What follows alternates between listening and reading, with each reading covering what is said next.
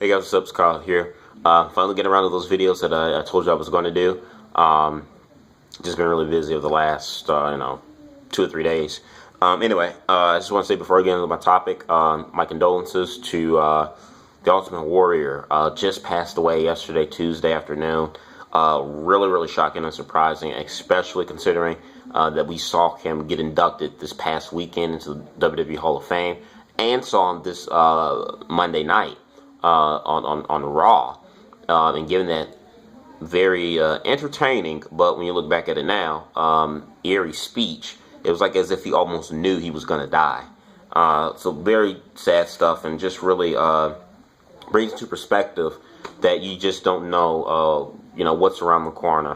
When it comes to life, that life, you're not promised the next 5 minutes, hour, day, year. You really can't. You're really not. So make the best of your moments. Make the most of your life. And with your loved ones and stuff like that. So definitely, my heart goes out to the Ultimate Warrior and his family. On the Raw this Monday was amazing Raw. I watched it again for 3 hours in its entirety. Again, after the WrestleMania, to make sure that the WrestleMania novelty and everything wore off, and I still came back to the same conclusion. Raw was amazing. I'm not going to go down a complete rundown, but I do want to hit a few points, highlights, at least the things I enjoyed from the show. So first up, Paul Heyman and Brock Lesnar. Paul Heyman and Brock Lesnar segment I really enjoyed. To me, Paul Heyman cut one of the best promos I've seen in months from anybody in WWE, maybe with the exception of a Bray Wyatt here or there, but definitely cut one of the best promos in a while, and I personally one of the best promos so far of 2014, the year. Paul took that crowd that you would expect to boo him and Lesnar out of the building due to Undertaker's streak, which, by the way, I am still planning on making my theory video of the Undertaker and his streak. Just give me some time on that. Been really busy for the last 2 days.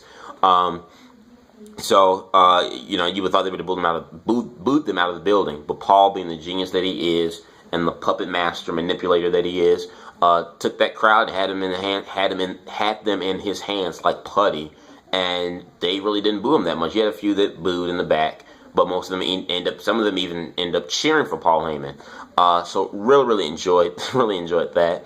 I really enjoyed the debut of Paige. I was so happy Paige was here. God, my heart skipped a beat. I was like, yes, my hot rocker girl is finally on Raw. She beat AJ for the Divas Championship. This concerns me in one aspect. I think it's a creative idea to bring her onto the roster to have her win this way. But here's my thing. You could pretty much consider her winning AJ's title a fluke. You could say that's the way how they kind of played it out to be, due to what's his name's arrogance. However, what does concern me though is how WWE gonna make this girl look strong. I would hate for them to rip the belt from her 3 weeks later.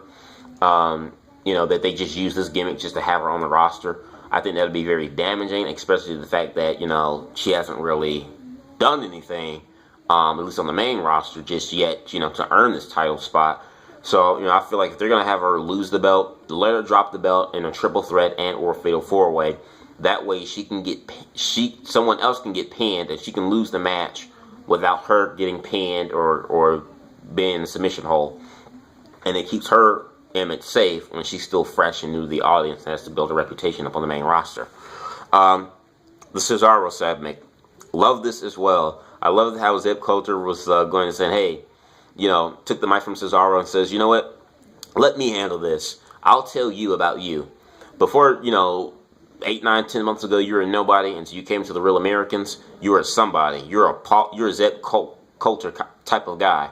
He takes the microphone and says, no, I'm not a Zeb Coulter guy. I'm a Paul Heyman guy. The crowd popped. I popped. I popped when Paul Heyman walked down the aisle, just waddling his swagger like he always does.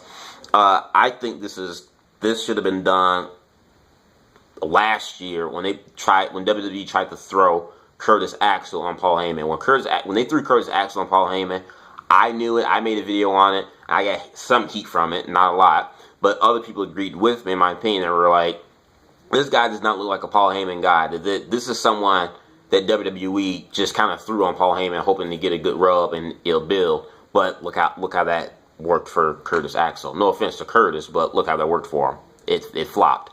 And one of the people that I said, how come they couldn't put with Paul Heyman, was Cesaro. Now it's great because Cesaro's being built up. He's got some momentum. And with a guy like Paul Heyman in his back pocket, now Cesaro has a chance to be a main eventer. Whereas before, Cesaro to me was, I always thought it was going, is someone being no one going above, no further than mid to upper mid card.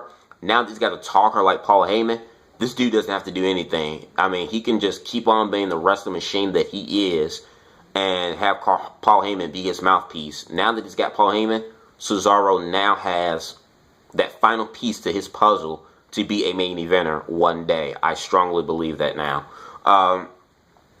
Another thing I really enjoyed was, the Shield turning babyface. I did enjoy the segment with Daniel Bryan. I thought that was an awesome moment, the way he opened up the show with the title. We didn't even get the championship match on Raw, so it'll be interesting. But I enjoyed, you could say Shield were already babyface, but this is like their official babyface turn here now, which I think is good because it still keeps the Shield intact, and you can get another good 5 to 6 months run out of them just being babyfaces. And I like the end of the segment where you had Triple H, Kane, Orton, and Batista, and then you had Daniel Bryan and the Shield in the ring.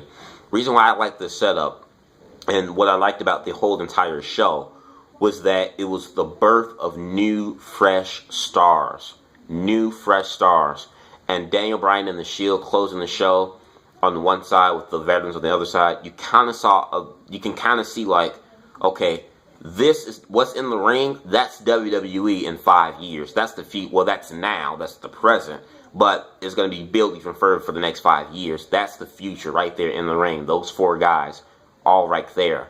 And, I kind of like what they're doing with this here. And hopefully we can get some good stuff. Because normally with WWE, when it's post-WrestleMania, the momentum and novelty and everything falls flat. And then WWE just kind of goes back to, going back to the old routine again. So I hope they don't do that. I really hope they don't do that since WrestleMania is now cooled off. So I hope that they keep this thing up with the young guys kind of going up against the veterans a little bit, and we see that transition. I think having Batista go heel and kind of somewhat team up with Randy Orton and Triple H, you kind of have an unannounced reunion of Evolution, so to speak. And now you have the Shield going up against, the Authority, which they now consider to be the Injustice. I really like that a lot. We also got to see the debut of Alexander Rusev. I love his manager. I know her real name is C.J. Perry, Catherine Joe Perry. I forget. I think her name is Lana. That's her ring name, her in-ring name, Lana. Lana was smoking hot in that dress. I love it when she's, Manania. I'm just like, I don't know what the hell you're saying, but it sounds so damn good. So yeah, we got to see a birth of a new star. Well, we've been seeing Alexander Rusev for months, doing that same shtick. But he officially debuted. So what I really enjoyed about Raw tonight, the matches were decent. Were good. The segments were amazing. But what I really enjoyed about Raw this past Monday night was that it was the focus was on the young guys: Cesaro, Paige, Alexander Rusev, Shield, Bryan, and the Wyatts. It was all focused on the young talent, the future of the WWE. So you guys let me know what you think in the comment box below. What you guys think of Raw? What was a highlight for you, a low light for you? I really want to hear your opinions in the box below because I thought Raw was awesome. What do you think about Cesaro, Paige, Shield face turn, all that jazz? Comment, subscribe, peace. And again, like I said, I will get around to that Undertaker video more than likely before this week is over with. Peace.